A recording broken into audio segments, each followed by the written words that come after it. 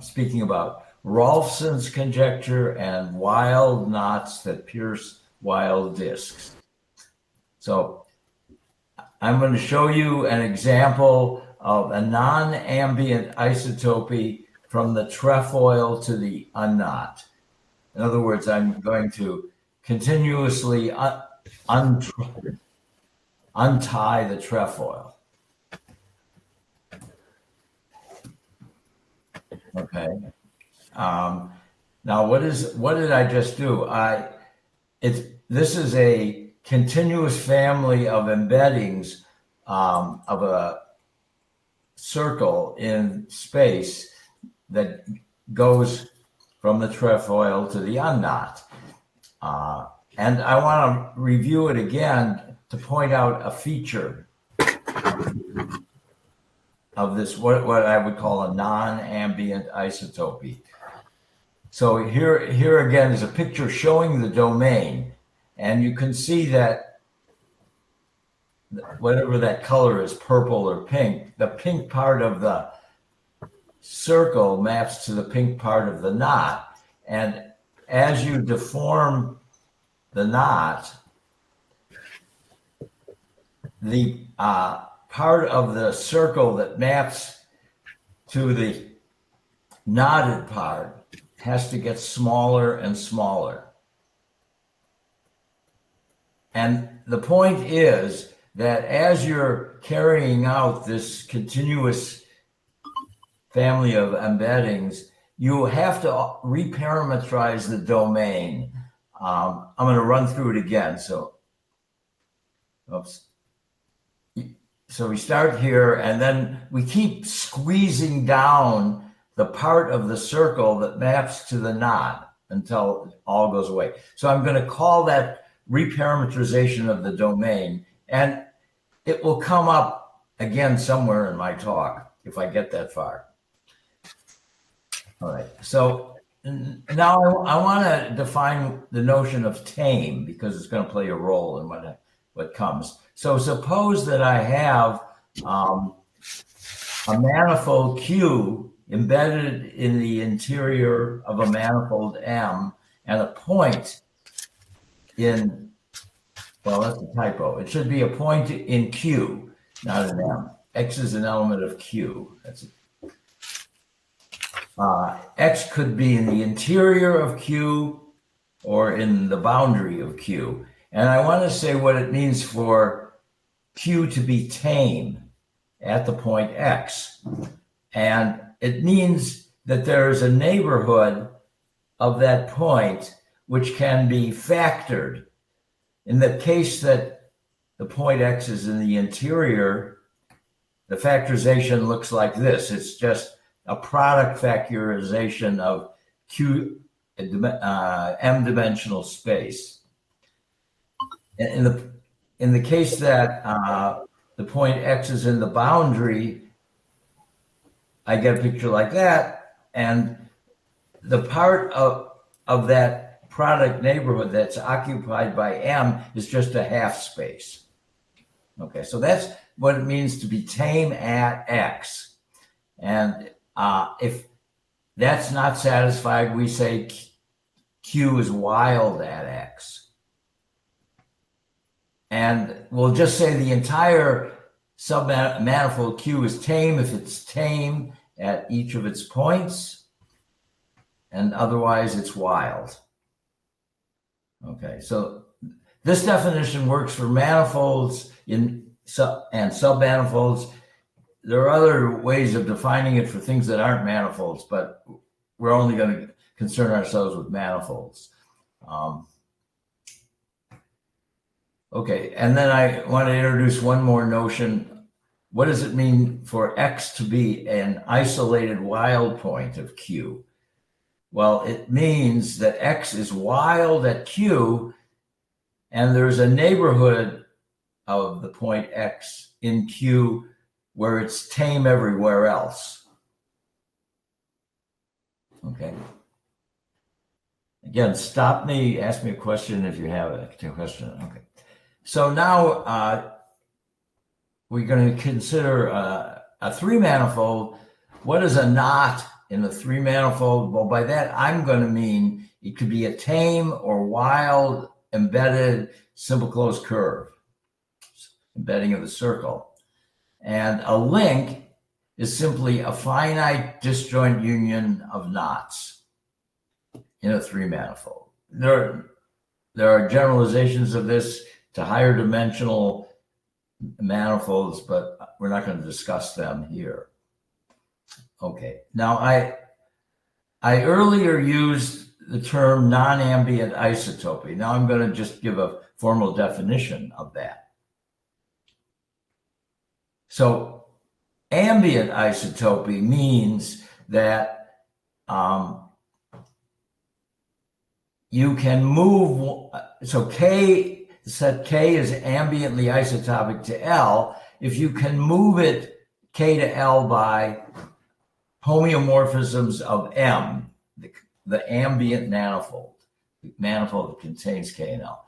So, and a formal way to say that is there is a level preserving homeomorphism from M cross an interval to itself that starts out as the identity on the zero level and moves K to L at time one.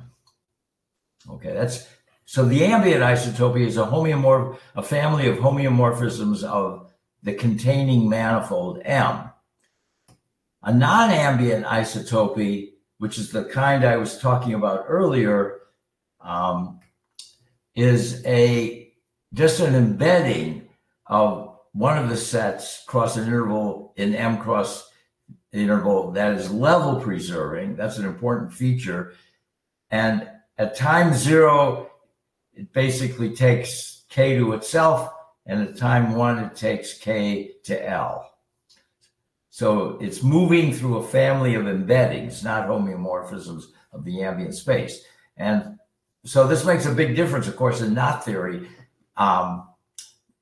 The trefoil knot is not ambiently isotopic to an unknot, but it is non-ambiently isotopic. So this is a sort of subtle difference. Knot theory wouldn't be a big deal if we didn't make this distinction, I guess. Well, Rolfsen's conjecture is relevant to this, whether there's a difference here. So Rolfsen, in a paper written in 1974, asked this question, or stated as a conjecture. He said, every knot in S3 is non-ambiently isotopic to an unknot. Now that includes wild knots. And so for tame knots, it's true. And I showed you essentially the argument. Before I do that, I'm calling this Rolfsen's conjecture because Sergei Malakhov and I were talking about this, and I think in my conversation we had the question of whether Rolfsen was the first one to state this publicly. And I actually contacted him by email and asked him, and he claims he is. So it's now named for him. Let's see. So anyway, not only can tame knots like the trefoil be non-ambiently isotopic to an unknot, here is an example of a wild knot that it is non-ambiently isotopic to an unknot. And here's the proof. Okay, so some wild knots are clearly non-ambiently isotopic to unknots. And the question is, are all wild knots? Well, probably not. So this thing is probably false. And there's a prime candidate for a counterexample. It's called the Bing sling. And let me describe it in a little more detail. The Bing sling is an intersection of a countable family of solid tori. In this picture, you see T1 is a nice standard unknotted solid torus.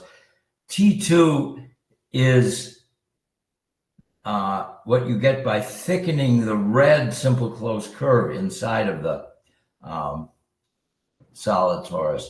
I don't think, can you see my cursor? Yes. Okay, so here's the red. This is sort of the core of T2, the red curve, and it's thickened. You get this, I think that's purple solid torus in there. And then inside of it, embedded in the same pattern, is T3. You can't really see. It's blue inside of there. And I should credit my granddaughter. Let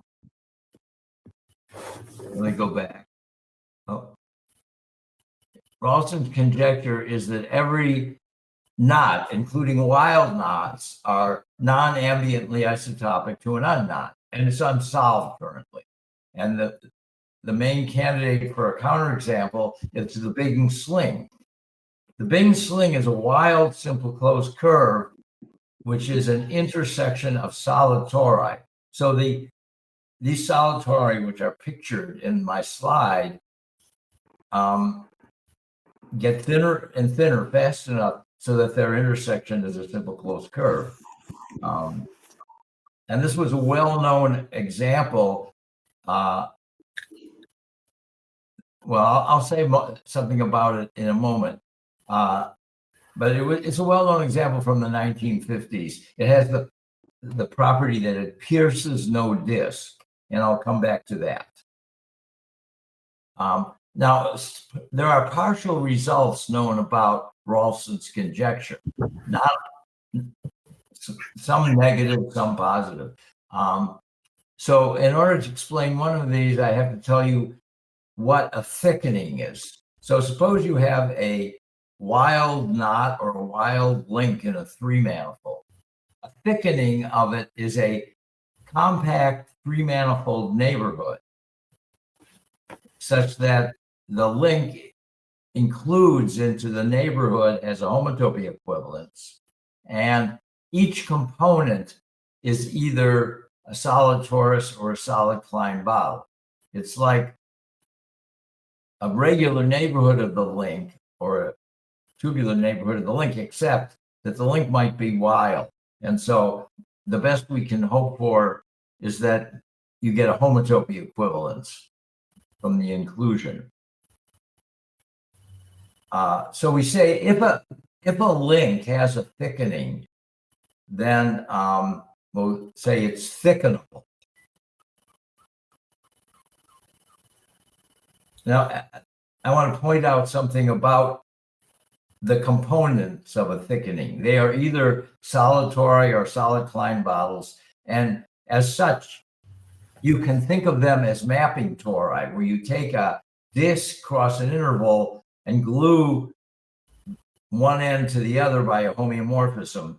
And if you use the identity, you get a solid torus. But if you use a reflection, you get a solid Klein bottle, a non-orientable three manifold. And both of those homeomorphisms fix the origin, the center point of the disk.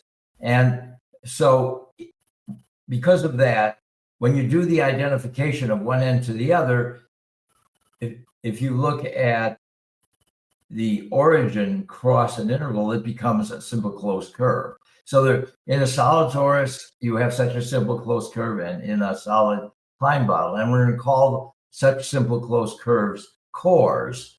So if you have a solid torus or a solid Klein bottle, and you identify it with one of these mapping tori, then you will have cores in it. And so if you have a thickening, which consists of several disjoint solid tori, solid Klein bottles, a core of the thickening is simply a union of cores of the components. So you would have a bunch of simple closed curves, one in each component. Okay, and here's a theorem. Every knot in the three-sphere, so you have one component linked, it has a thickening. And I'm not sure if this was proved previously. It seems very close to work done by Macmillan in the 60s and 70s. But anyway, we have Sergey and I have a proof that will appear if we ever finish writing this paper, which I'm calling AM. Okay. But so knots have thickenings, but two components links don't necessarily have thickenings. And there's a famous example, the Milner link, that was in a paper Milner wrote in 1957. Here's a picture of it.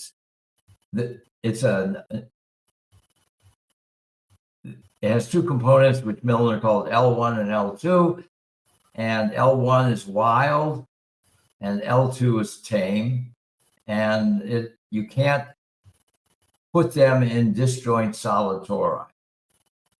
And here's an entertaining exercise. Prove that the Milner link is non-ambiently isotopic to an unlink. In other words, there's a non-ambient isotopy of this thing, which gets you picture of two disjoint unlinked simple closed curves. Just have to play with it a little bit. Or you can cheat, I guess, and look at Milner's paper. I think he describes how to do it. Okay. I want to describe a weaker concept than non-ambient isotopy, which I call semi-isotopy. So what does it mean for two links in a three-manifold to be semi-isotopic? Well, again, there is an embedding of one of the links cross an interval into the product M cross an interval. I'm not going to assume it's level preserving, but I'm going to assume it almost is. So this embedding takes the zero level of K cross interval to K and the one level to L. And it takes the zero level into the zero level in M cross interval. So it's level preserving on levels 0 and 1. And it can be reparametrized to be level preserving everywhere except time 1.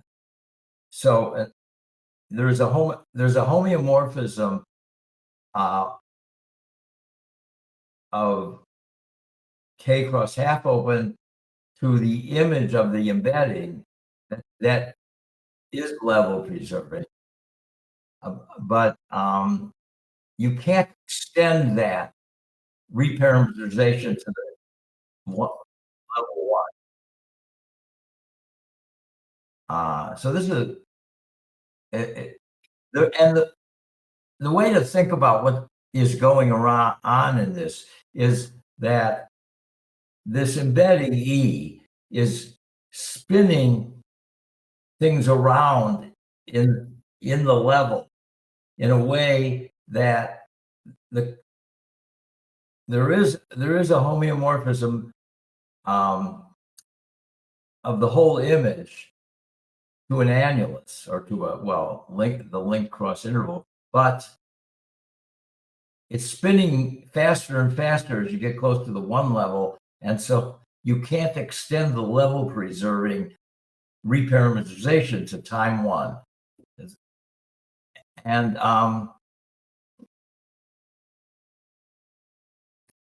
so this notion, well, Giffen didn't use the term semi-isotopy, but Charles Giffen when was this? In 76, proved the theorem that if you have a link in a three manifold, while and it has a thickening with core J, then the original link is semi-isotopic to J. So you can do this, what this process, which he called shift spinning, to get what's almost a level preserving annulus between K and J. If you could actually get an embedding that was fully level preserving, that would be a non-ambient isotope, and you would have solved Rolfsen's conjecture. But it doesn't quite accomplish that. As I said, Giffen had this technique called shift spinning. Sergei and myself have reimagined Giffen's theorem and maybe generalized it a little bit to this current statement here. All right, so it's a kind of weird situation where you almost can do this, but you can't quite. And in fact, we know that there are obstructions to doing it completely. So let me mention that. So the Giffen theorem applies not simply to knots, but to links.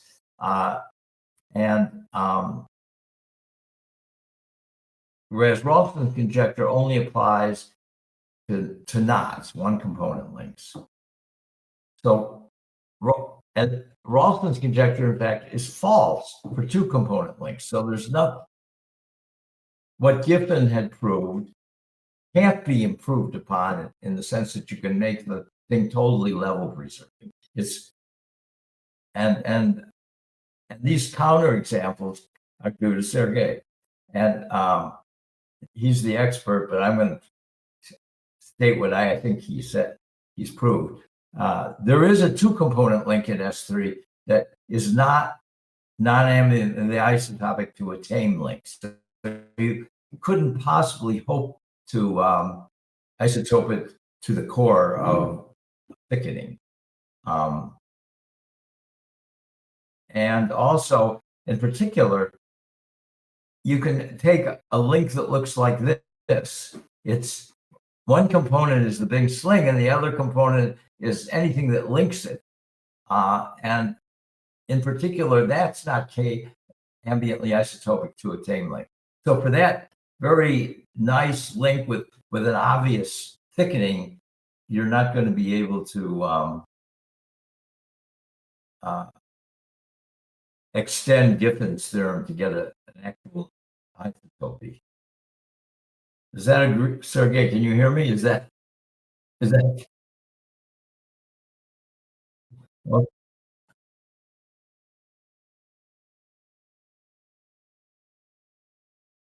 oh, so 2024 is an average. Okay. All right. Anyway, so all of the, I don't know how long I've been talking, a long time. Tell me if you think we need a break. But what I want to talk about next is the concept of a knot piercing a disc. And the rest of what I'm going to talk about is a couple of theorems about knots that pierce discs. So if you want to take a break, this would be a good time, or we can keep going. Okay. Okay. Yeah, I don't think this will take a whole hour, but you never know. Okay. So what does it mean for a knot to pierce a disc? Well, it means you have you have your knot, you have a disc. The knot intersects the disc at a single point in the interior, and the boundary of the disc links the knot. So here's an example. You have this wild knot, and the disc, it hits the disc at one point, and the boundary of the disc and the knot are linked. So there's no way, for example, to homotope the boundary of the disk to a point missing a knot. Even it doesn't even bound the surface. The boundary of the disk doesn't bound the surface missing the knot. So this picture shows a knot piercing a disk.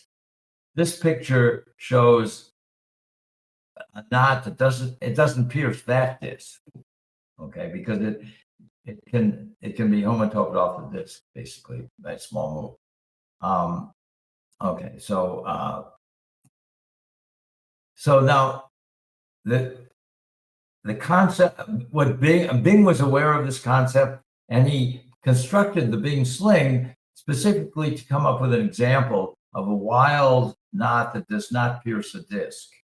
And in fact, what happens is if you take a disk which links the Bing sling, it'll have to intersect it in a Cantor set, or at least a Cantor set, minimum Cantor set. So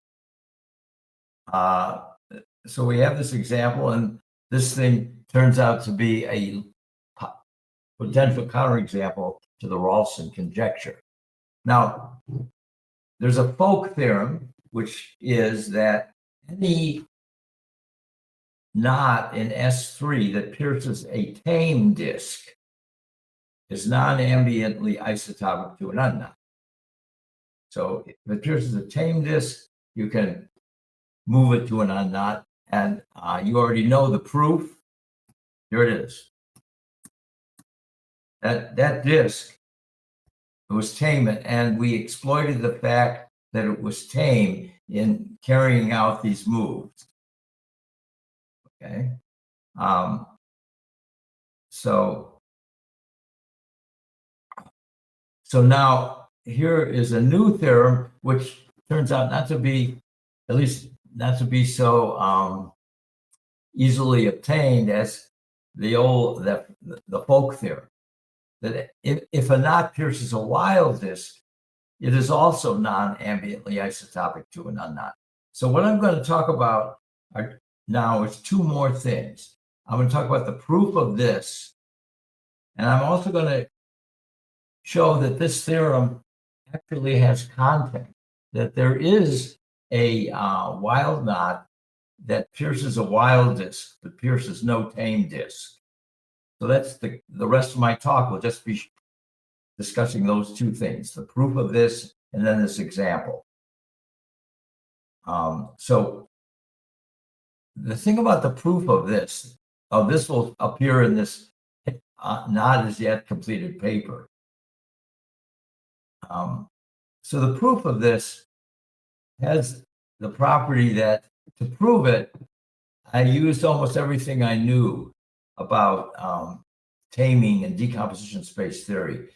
And that was the area in which I was working right after I got my PhD. And so I kind of enjoyed throwing all this stuff in.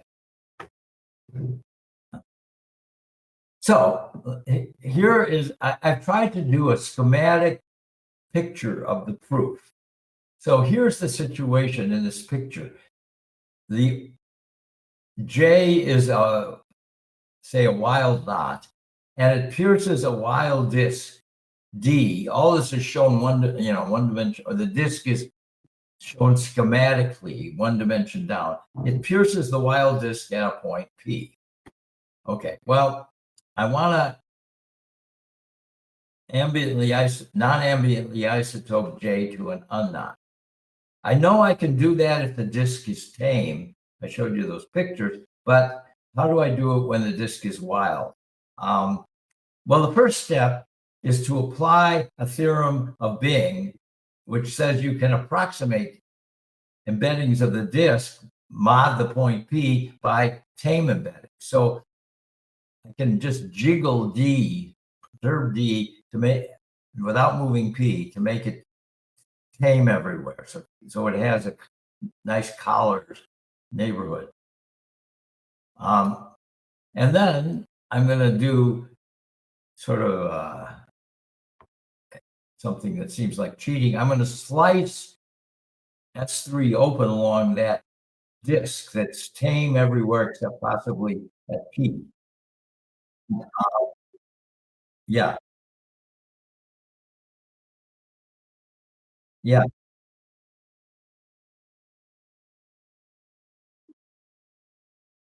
yes.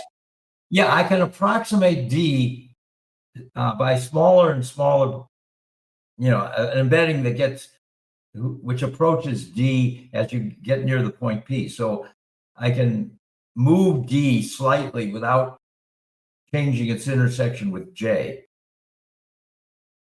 Yeah, right. In other words, actually, this theorem can be done in the three manifold, which is the complement of J, and the approximation can be made to move less and less as you get near J. Fink's theorems allow arbitrarily close approximations. Okay, and then as I said, after I do that, think of D as nice and smooth, even I accepted P.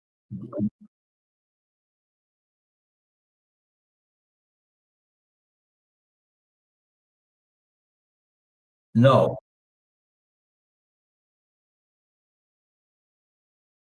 I can't. I cannot. The trick won't. Well, the trick won't work.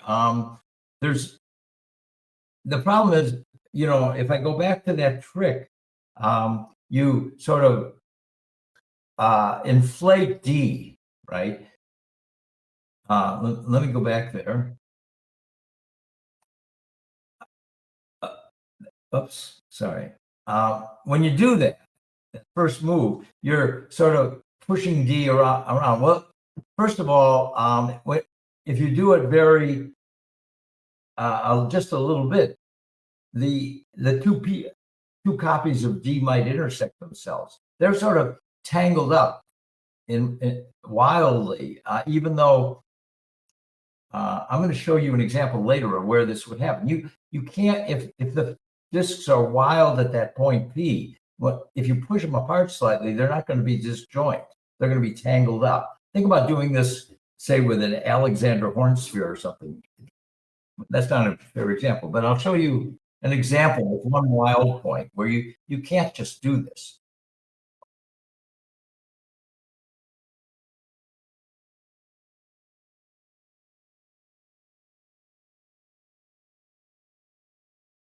Yeah, that's correct.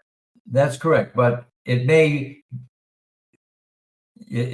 well, you'll see. I'll show you in pictures. And I'll try to remember to point out the problem and with these that would happen with these pictures if you tried to push the two Ds apart.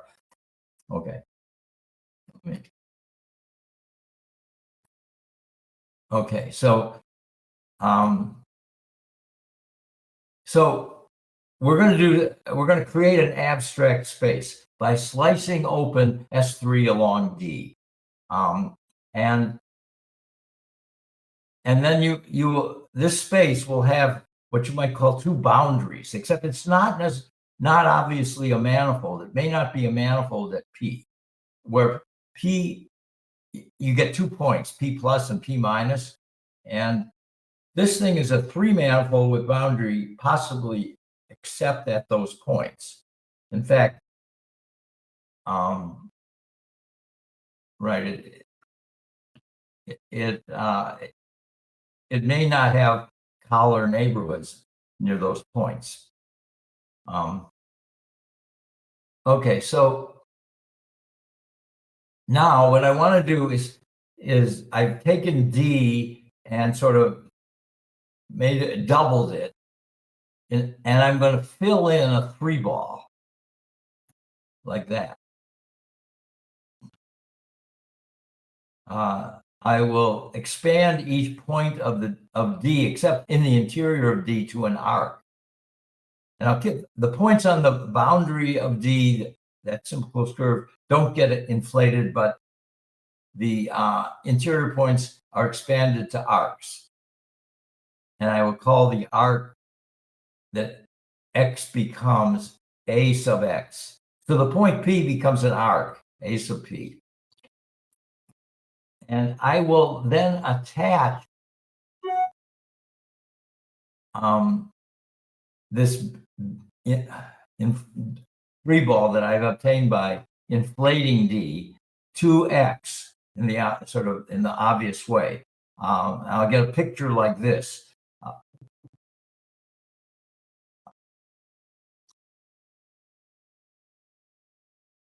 So does it make sense? Does that make sense? Okay. And, you know, so this is, at the moment, I don't know what this thing is. This is some abstract object.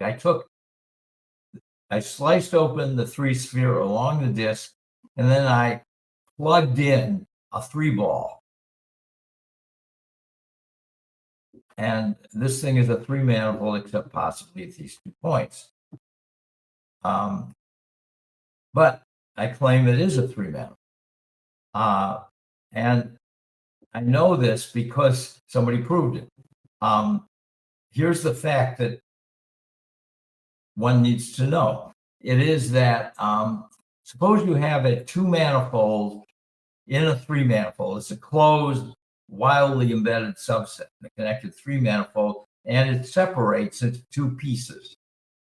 You know, so you might imagine, well, like this picture, you might imagine a 2-dimensional disk sort of spanning a 3-dimensional ball, something like that, except things are wild. Now, if you remove one of the components, say the thing I've called V minus, and instead insert a collar, then that space that you get by replacing V minus by a collar is a 3-manifold. And this was originally proved in the mid-60s independently by 2 topologists, Jose and Leininger. And then it got generalized, vastly generalized to what are called mismatch theorems by Eaton and then Cannon-Daverman. And it works in all dimensions, which is sort of surprising. But so in other words, if you take a wild codimension 1 manifold that it sits in a larger manifold, separates it, take out one of the components and stick in a product, you get a manifold. And much more general information is known about this situation.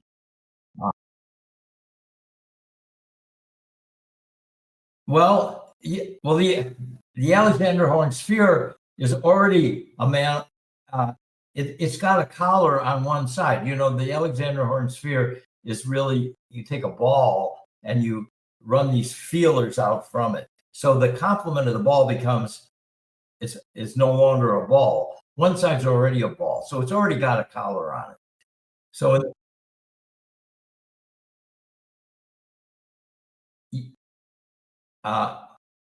well, okay, if you think about this situation, in the classical example of the Alexander Horn sphere, this doesn't tell you anything you don't already know.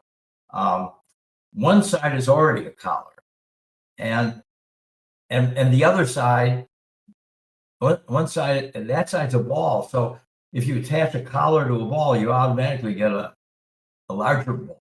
And if you attach a collar to the other side, well, it's already there. Because, am I making myself clear?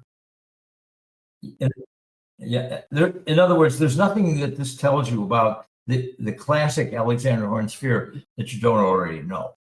But if you, for example, Bing proved that if you take the double of the Alexander Horn sphere, you get a 3-manifold. You get S3. Let's see, is this relevant? In a way it is. I guess this theorem could be used to prove Bing's result. In fact, if you follow what I'm about to do, it gives you a proof that the double of the Alexander Horn sphere is S3. So if you take you take the double of the Alexander Horn sphere and you sort of cut it open and insert a collar. I guess you could, of course, you would know this anyway, but you could apply this theorem to tell you that's a 3-manifold. And once you know it's a 3-manifold, you can apply some other things to tell you it's a 3-sphere. But that's sort of, I think I'm talking to myself, and I'll continue instead with this. So let me review. I'm going to go back a couple of steps. What did I do? I want to prove that this picture here, that I can, my goal is to prove that this ball, 3-ball, that is sort of fibered by these arcs. And I want to claim that that is actually a 3-manifold. And to do that, I'm using this result that I attribute to Jose and Leininger initially, that if I have a collar, I get a 3-manifold. And so now the only place that this space I've obtained by cutting open the 3-sphere and inserting 3-ball, the only place it's not obviously a 3-manifold is at the 2 points, P plus and P minus. And there, because I've inserted the ball, it is collared.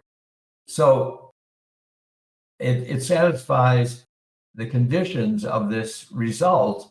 And so I know, well, therefore it's a 3-manifold at P plus and P minus as well.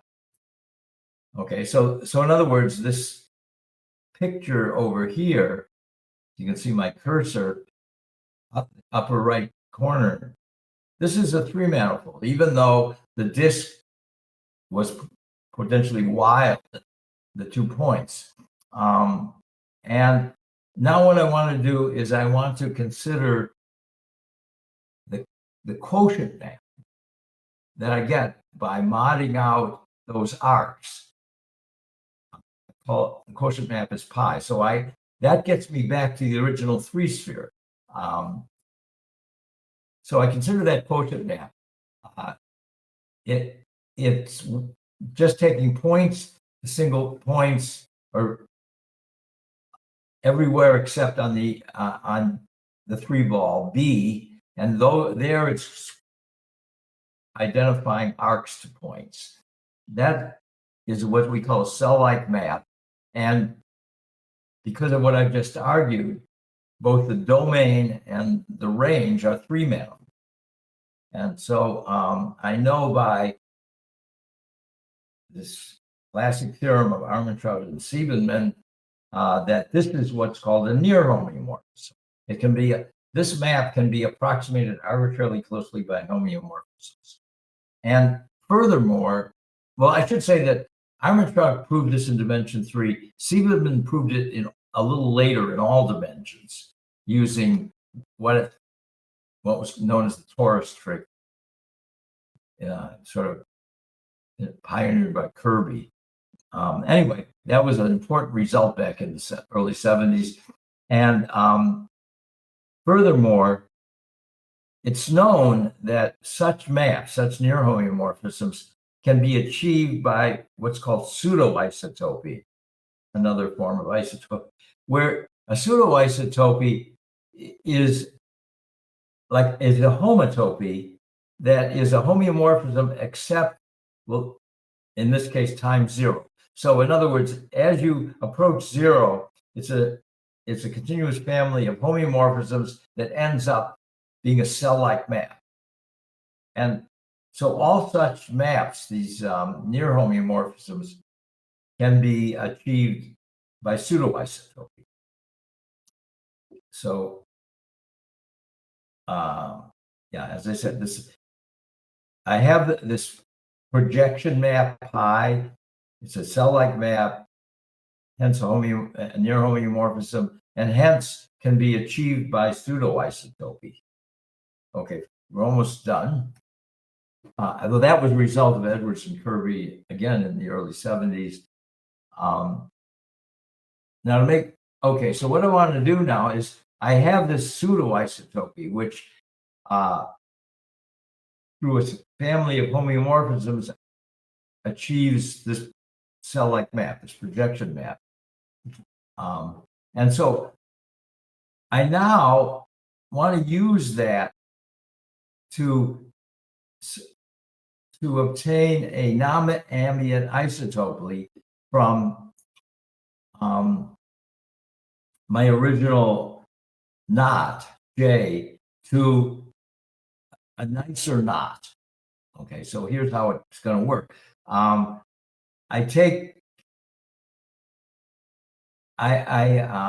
look at the inverse image of J under the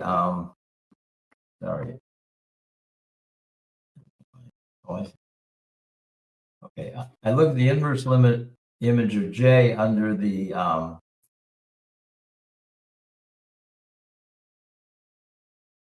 the projection map, and that's another simple closed curve, which is like you pull J apart at a single point and you insert a line segment. And I apply the pseudo-isotopy to that, and that will move the original J to a new position.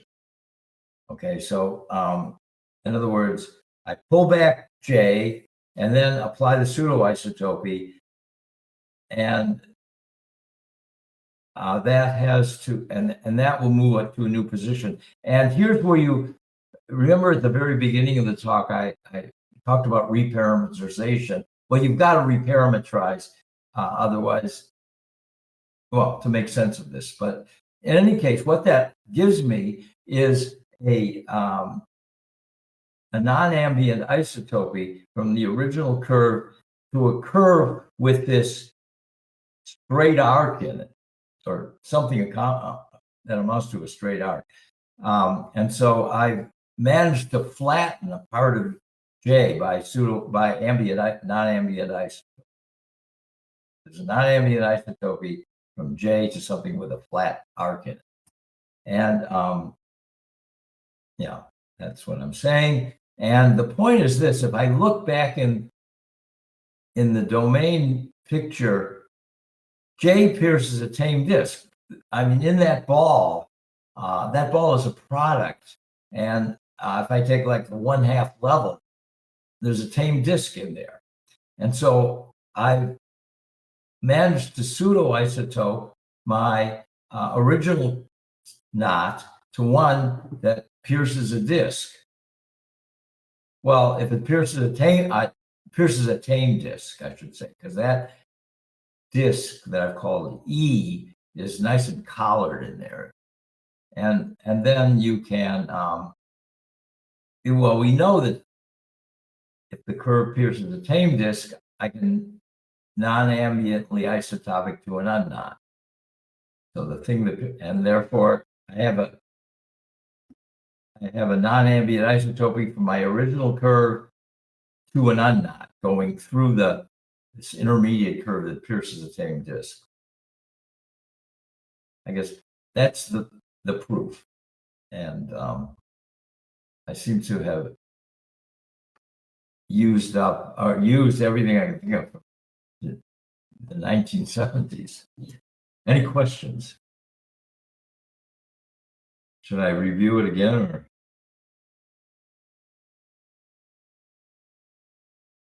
You know, it turns out that a number of results from that period, 1970s and 80s, were accomplished by being able to identify spaces that weren't obviously manifolds as manifolds. So there were these manifold recognition theorems that were proved. And that's true here. And the way those things arose was you blew something up and created a new space. You didn't know what it was. Turned out you could prove it was a manifold, and then you exploited that fact to accomplish whatever you wanted to. So that's sort of the spirit of this thing. Okay. Well, I've proved it.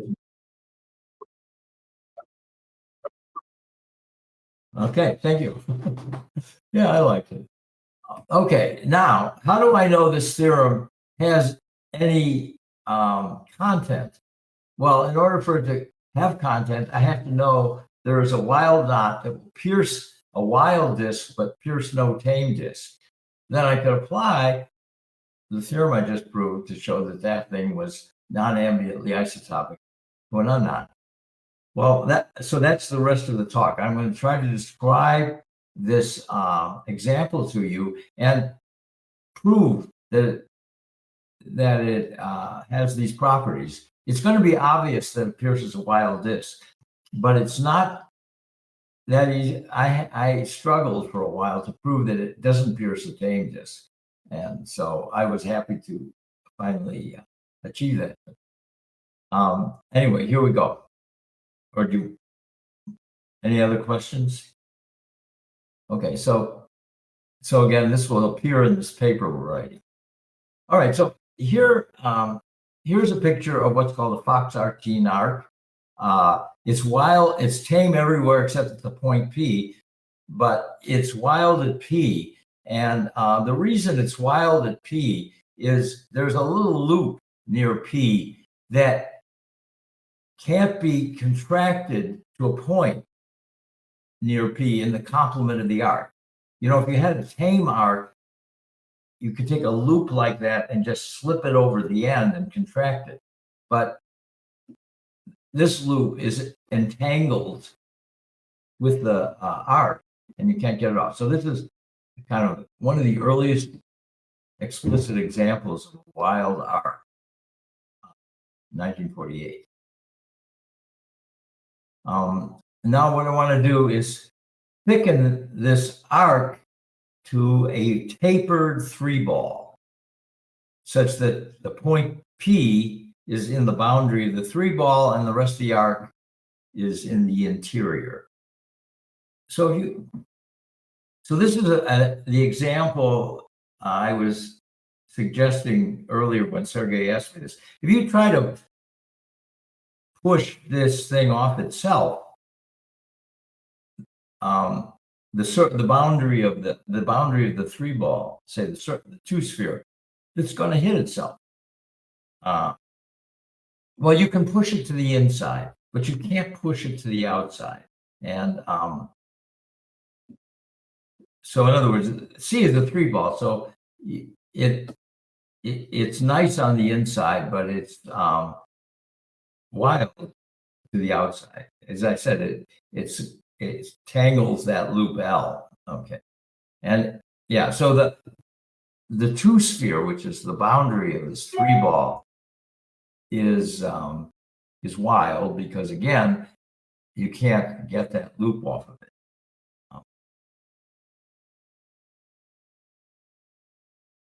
Now here's a blown up picture of that. This picture is a little too complicated for me, so I want to just view it from the inside of the 3-ball. It'll look like that. This is a 2-dimensional projection of it, but you've got C is supposed to be a 3-ball, and in it you have this nice arc that looks straight from the point of view of the interior. Okay, now I want to create from this wild arc that pierces a wild disk, but pierces no tame disk. And remember that actually, if you view this, I'm going to go back. If you view this as it sits in S3, it's wild at that point P. When you look at it this way, you can't see that wildness because we're ignoring the outside. Okay, so I want to replace that arc A by its double. There's the double. It's that's a simple closed curve that passes through the point P. And I'm going to fill a disk in, which I'll call F0. Remember, C is really a 3-ball, it's not 2-dimensional. And then I'm going to put a little pinched solid torus in there that in its boundary contains the double of A, and that pinched solid torus intersects the disk F0 in the simple closed curve 2A. Okay, and if you see, do you see the disk D? Hopefully, that disk is sort of a part of the boundary of the N, the pinched solid torus. If you think about that disk in S3, it's wild at P. So that's D, when viewed from S3, is wild. Now, if you think about, I've inserted a simple closed curve in there. I call it J, which is inside of N, and it's homotopy equivalent to N. And it pierces the disk D at the point P. Well, if you look at this whole collection of stuff in S3, D is a wild disk, and the simple closed curve J pierces that wild disk at the point P. Okay, so you don't see it in this picture, but you see it. I'm going backwards. If you consider what it looks like in this picture, okay, so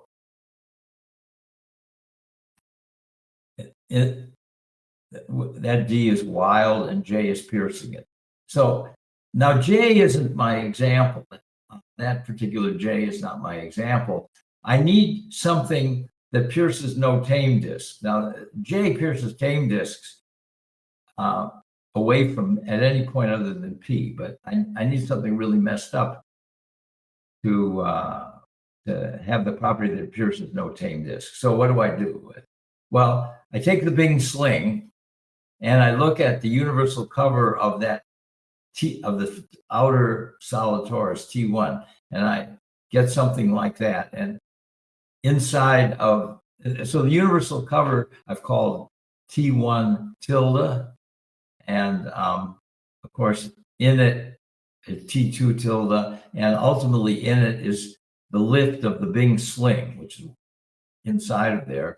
And now I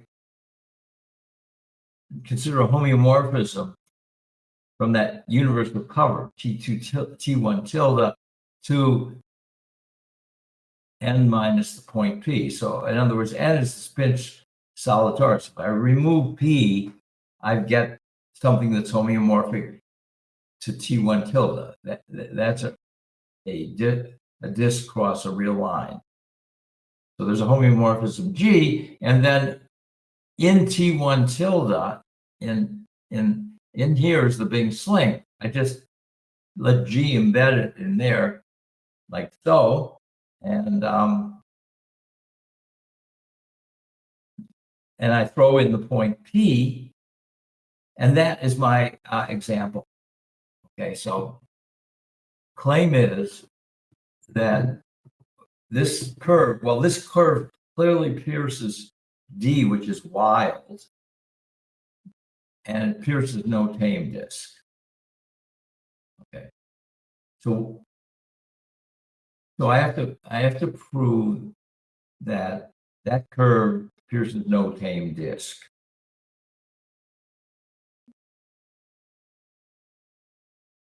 So I'm just gonna, this is a review really. Here's the big picture. First of all, that three ball C is wild at P, tame everywhere else. And secondly, I've embedded in it this universal cover, or this lift of the Bing sling to this universal cover plus the point P. And I want to prove that pierces no tame disk. Okay. So here's the idea of the proof. You assume it does pierce a tame disk, E. I shown E over on the right. So it'll pierce the curve J will pass through an interior point of that disk. So that is the point, which I've called J intersect E. And if you think about the picture, let's see, let me go back.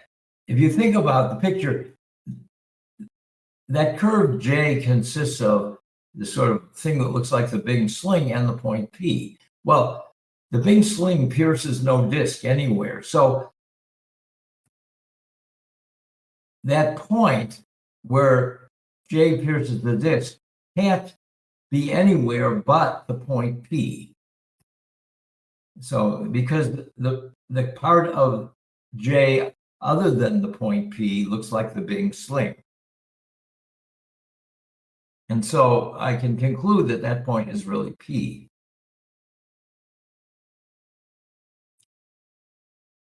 And the first step in this, the argument that's about to come, is to show that there is a two-dimensional surface that is sort of bounded by the curve J.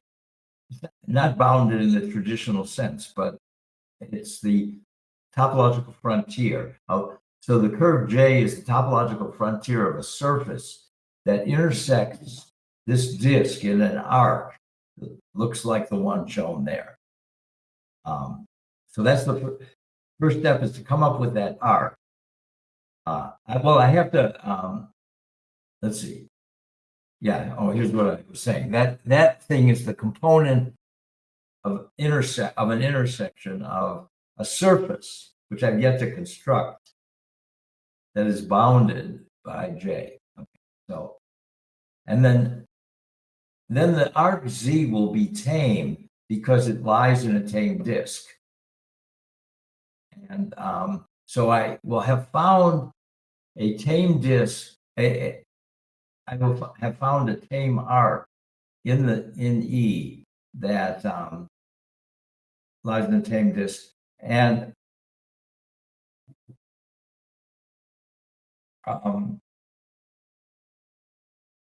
the existence of this arc.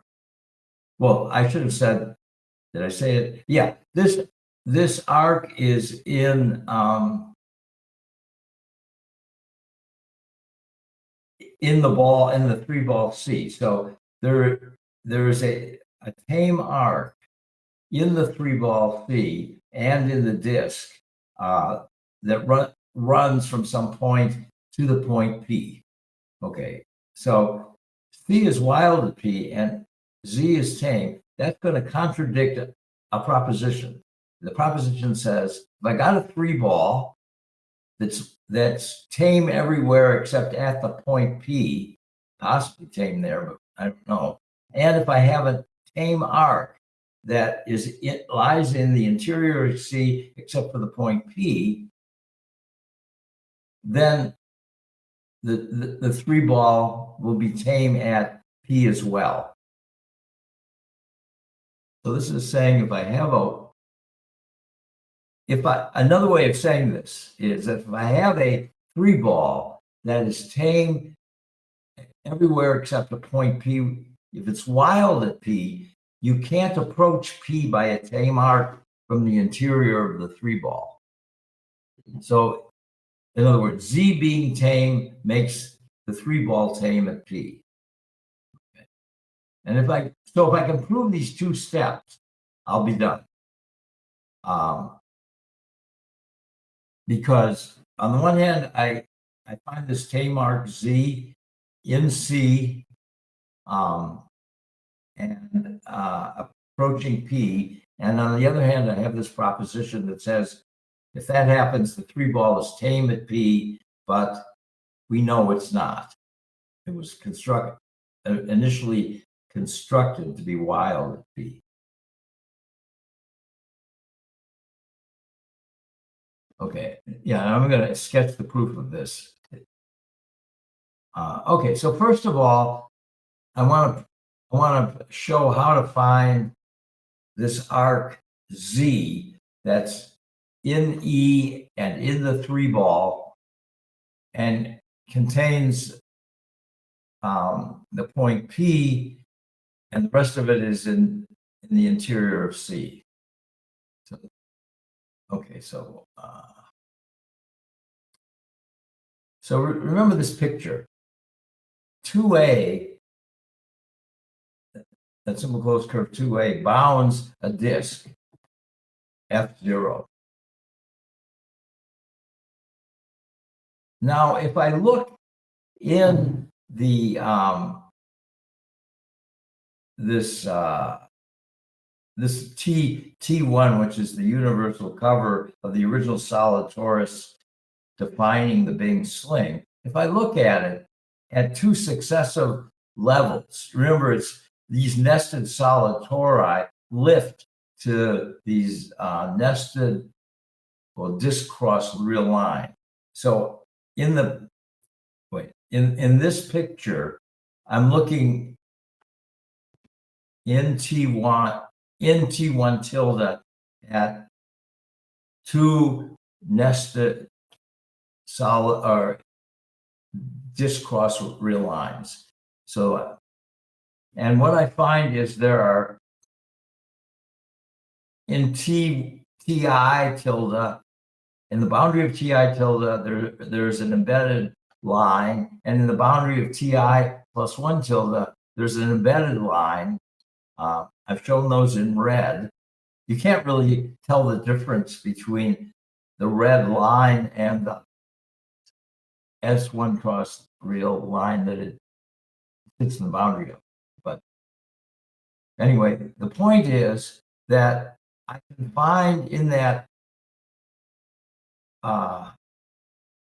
in that set a surface bounded by the 2 red lines. It's an orientable surface, and you can't quite see it in this picture, but I'm going to perform a slight change. That was just an ambient isotope. I introduced some crossings, and the reason I did that was then you can see an orientable surface that is bounded by the 2 lines. There it is. If I tried to embed that surface in the original picture before I introduced the twists, let me go back. In this circle, if I did the same trick, I would get a non-orientable surface. I want an orientable surface. So I do the twist, fill it in. There is a surface that joins these 2 lines. And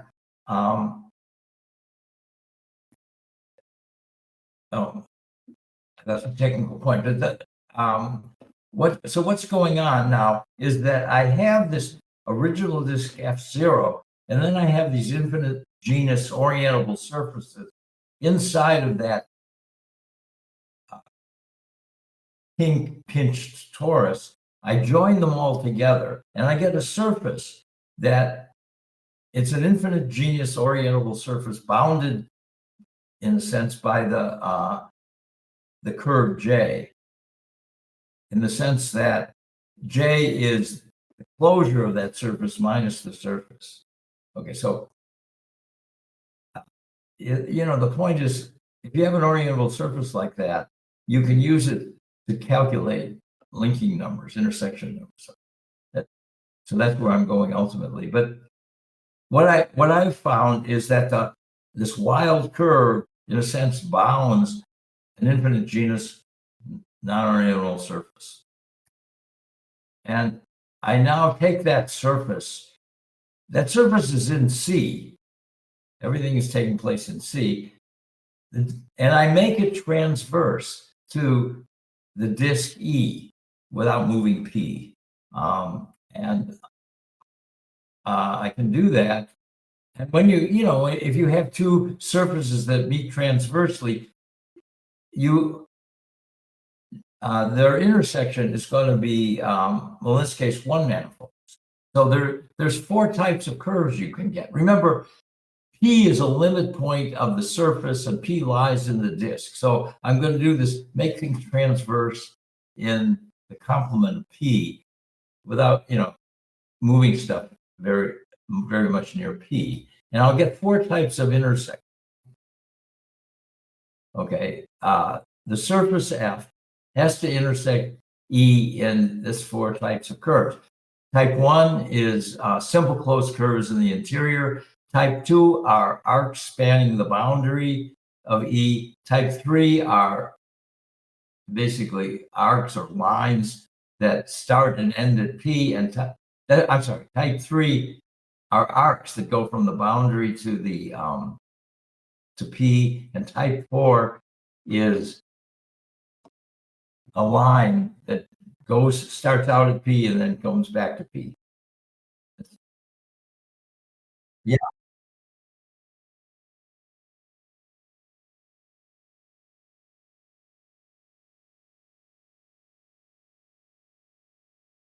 Well, the reason that doesn't happen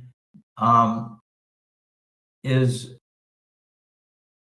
that the only place boundary points can occur would be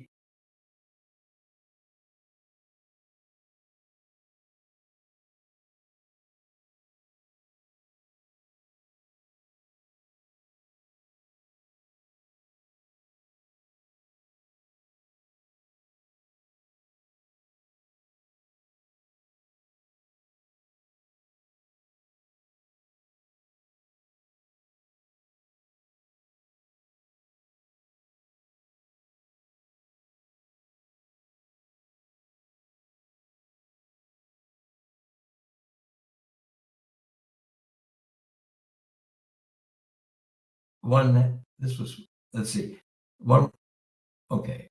You have to show that if you take a neighborhood of P, you can find a smaller neighborhood of P so that loops in that smaller neighborhood that miss the 3-ball contract in the bigger neighborhood missing the 3-ball. Again, this is a theorem of Bing from 1961. It's a criterion for tameness called the 1 ULC criterion, one uniformly locally connected. Okay, so I want to show that in fact, because the arc Z is tame, I can satisfy this condition, the hypotheses of this Bing's theorem. So here's my setup. Here's my setup. The first thing I want to do, I have that arc Z in there. I want to extend it to a spanning arc. Now, actually, I could choose that to be tame. It might be knotted, but I could choose it to be tame. But that's not really relevant. And now I want to take a neighborhood of the point P. And again, what I need to do is find a smaller neighborhood so that loops in the smaller neighborhood that miss C will contract missing C in the bigger neighborhood. So I take that neighborhood. Next, I take a disk in there that contains P and lies in U. And then finally, I take another neighborhood that hits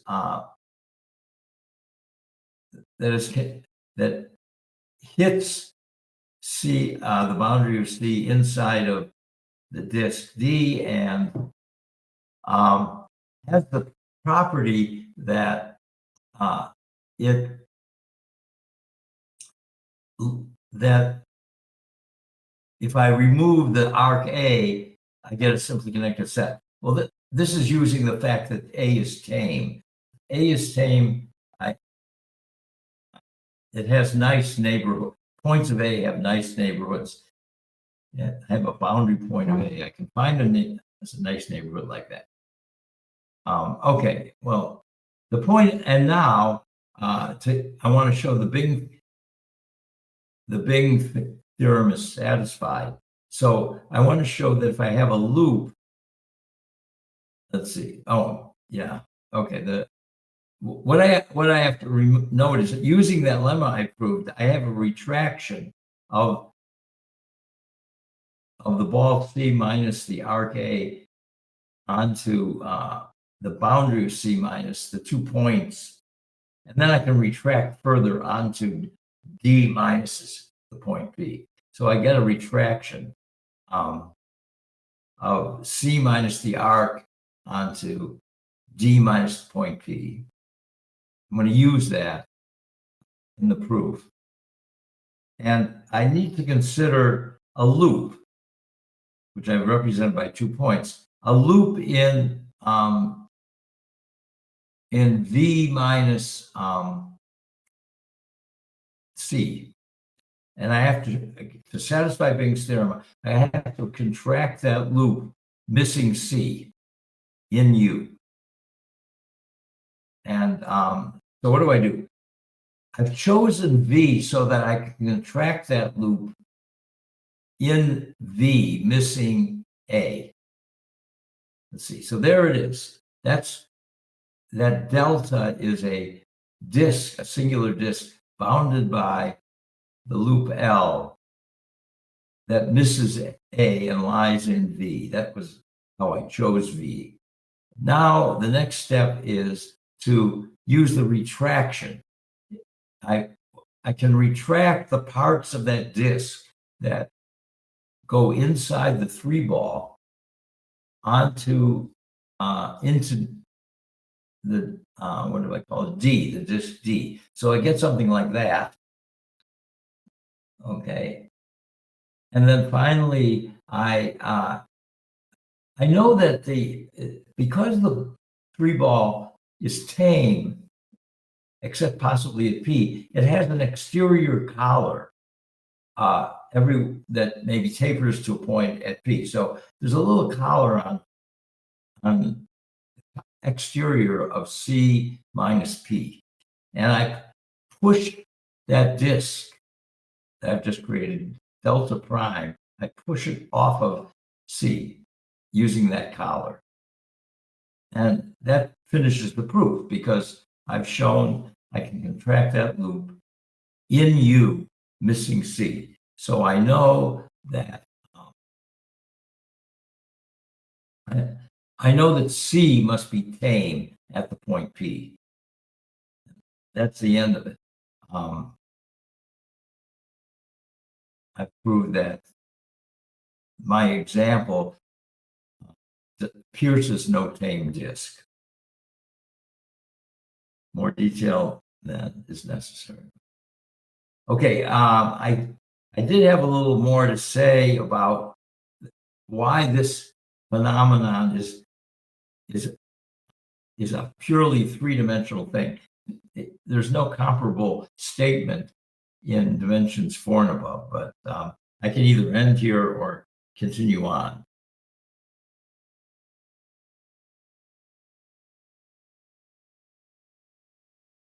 I'm sorry.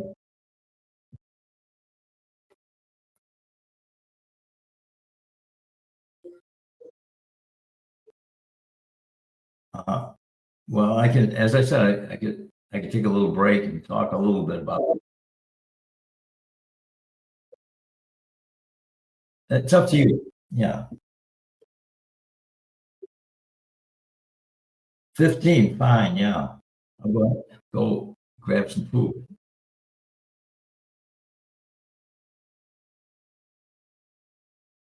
And I won't be offended if I don't see some of you when I get back. But okay, I'll see you in 15 minutes. I'll just leave this up. You know what? I'll go to the next slide and I'll leave it up. Oh, yeah. All right. Oh. So let's see, I can't read. Something's going on. Hold on. Okay. So, let's see, let me go back to remind myself.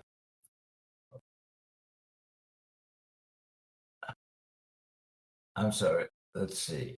Okay, this proposition was an ingredient in proving that particular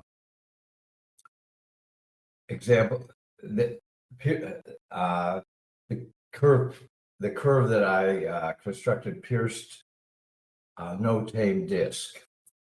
And it said, if you have a three ball that is tame except at a point, and you had this tame arc that was interior except at the end that point, then that forced the three ball to be tame. So there are, in other words, you can't create a wild three ball that's tame except at a point, and from the interior, you can't, if you have such a three ball that's wild at a single point on the boundary, that you can't approach that point tamely by a tame arc from the interior. That's what this said. And, okay, now I want to go back forward again to where I was. Sorry, there. So you can generalize that slightly.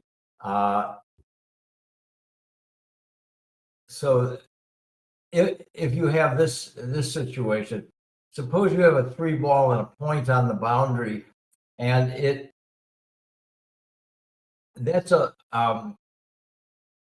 that point has a neighborhood in the boundary where the three ball is tame except possibly at that point.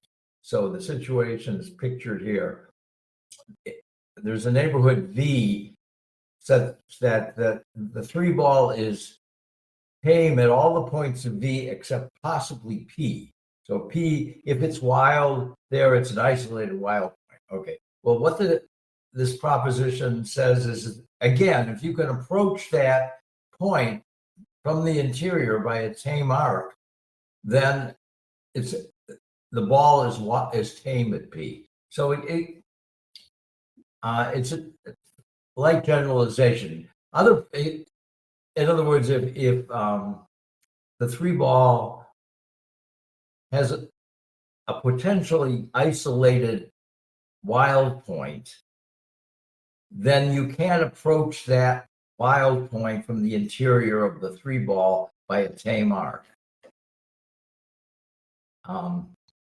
So this also, okay, so part of the hypothesis of that theorem is that this wild point, this potential wild point, is isolated. In other words, there's this neighborhood V where the sphere is tame. Well, you can't. One thing I wanted to point out was that that's an essential hypothesis. In other words, if you leave that out, you can't prove the theorem. And here's an example. So the hypothesis that's this neighborhood exists so that the boundary is tame except possibly at P. If you delete that, the theorem becomes false. And there's a well-known example, the Alexander Horn sphere. Here's a picture of the Alexander Horn sphere. So what you're really seeing is a three ball, and the complement is not a three ball. And you can approach, the wild set is a Cantor set. It has no isolated wild points, but it can be, every one of those points can be approached by a tame arc. So in the Alexander Horn sphere, you can approach all these wild points, tame arcs. The reason that arc is tame is that in this picture, at least, it's essentially ambient isotopic to a straight line, a horizontal line segment. So it's got to be tame. That's why I chose this picture.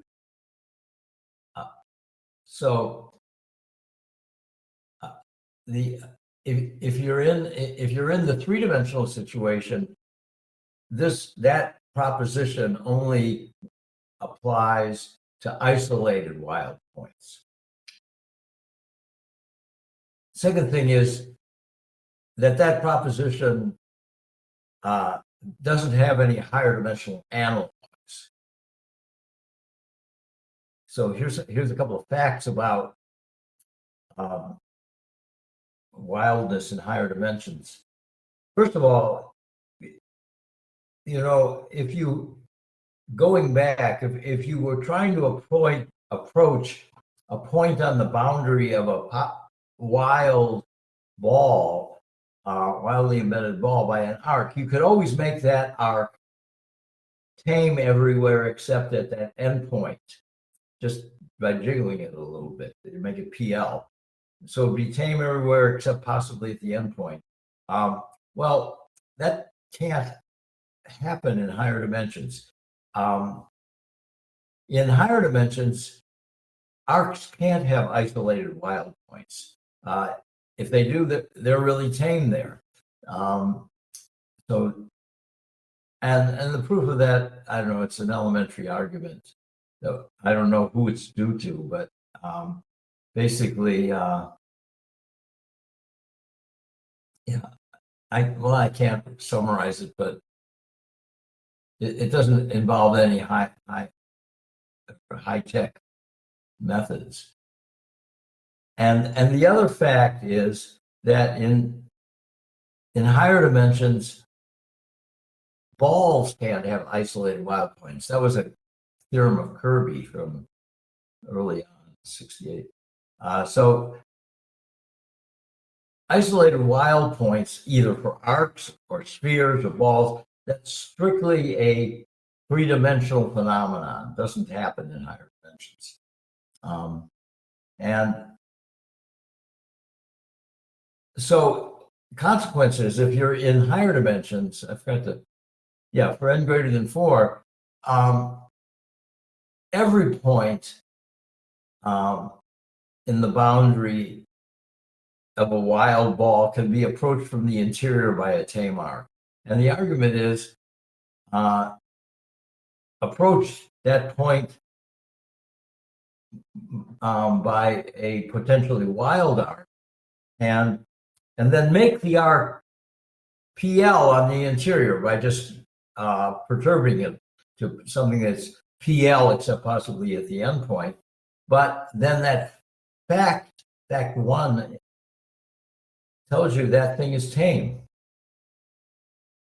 Okay, I guess that was the end. That was all I had to say. So in other words, yeah, you don't have any kinds of wild balls in higher dimensions that are wild except that are tame except at an isolated point. And yeah, the argument that I used that where I found a tame arc that approached a wild point to get a contradiction, you can't do that in higher dimensions. That's about all I had to say.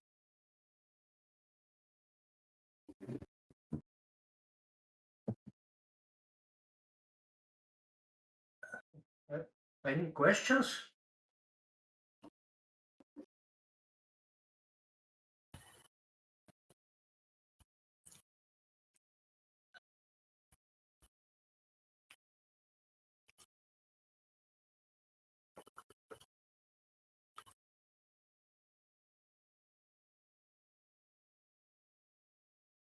So yeah, if anybody would like copies of the slides, as I said, I could post them on Google Drive and you can access them there. I think it's too big.